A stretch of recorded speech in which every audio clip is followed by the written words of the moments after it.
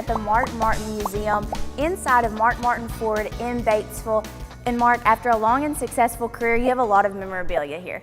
Man, I collected a lot of stuff over the course of 40 years, and you know, we're pretty proud of it. We got a lot of cool stuff from the very first race, you know, all the way through the very final race of my career. So there's 40 years of racing history here. And even if you don't watch racing every Sunday, you don't have to be a fan to appreciate what's here. I wouldn't think so. I mean, it's history. And you know, if you ever helped on one of my race cars ever, there's probably a photo of you somewhere, you know, in the background here. That's one of the things that my favorite parts about this place is all the photographs. And especially for us here in Region 8, the fact that you did get started right here in Batesville. I did. First race right out here at Locust Grove and Batesville Speedway, and raced all over Arkansas the first 2 years, every Friday and Saturday night. I just had the dreams of, you know, going to NASCAR and racing the Daytona 500 someday. So let's go check out some of those special memorabilia.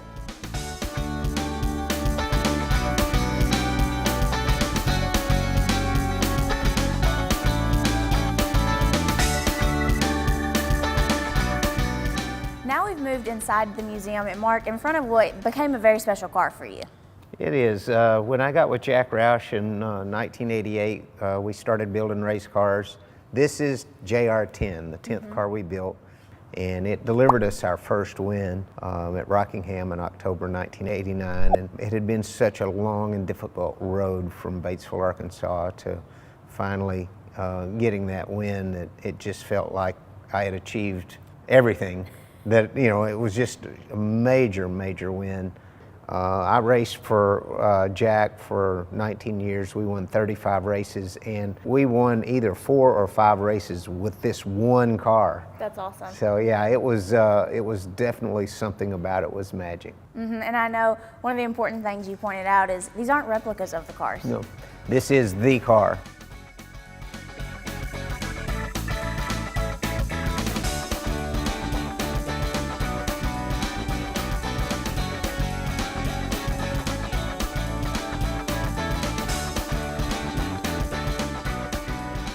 Now, is this one of the $1 million cars you were telling me about, Mark? Well, this is, and this is the International Race of Champions for champions from all around the world. And I got an opportunity to race with all the greats doing that. And for some reason, this series was kind of magic for me.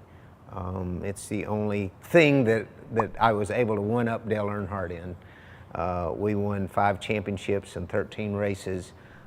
In the last championship, this is the car right straight off the racetrack. It was a $1 million payday. Still has the seat, everything in it, the engine, you know, and you get to see the real thing. And we've not cleaned the rubber off of it or repaired the pushing and shoving that went on the racetrack. So it's really authentic, and it is definitely the crown jewel of my career is the success that I had in IROC.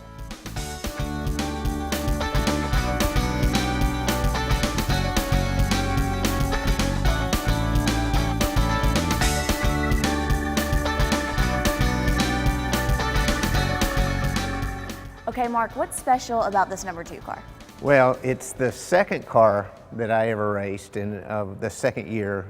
This car Larry Shaw found for me and restored it and got it back together. And then in 2015, I found the trailer and restored it and reunited the car. I've got a picture behind me of this car sitting on this trailer in 1975. Just like it is here. They were reunited in 2015, 40 years later. So this is really special to me because it shows what kind of archaic technology, how unsafe the cars were. And this is just 2 house trailer axles we sliced in the middle and narrowed up, and some angle iron and some wood, and put some lights on it, and we went racing. But it got you started. It did.